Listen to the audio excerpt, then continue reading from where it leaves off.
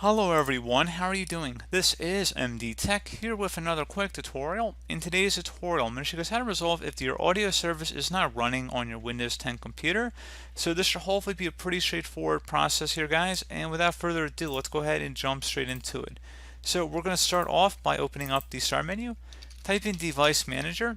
Best result should come back with Device Manager listed right above Control Panel. So go ahead and left click on that.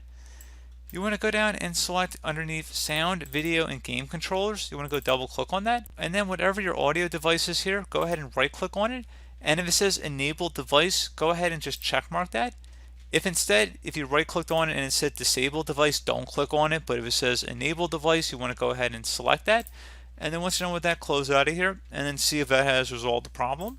If not, something else we can try would be to open up the Start menu and type in Services. Best match should come back with services. Go ahead and open that up.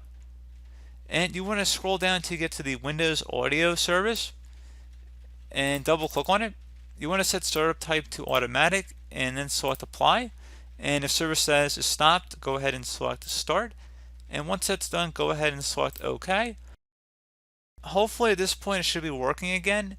But if you're still having a problem, you can check down your speaker icon down your system status bar and see if you need to adjust your audio.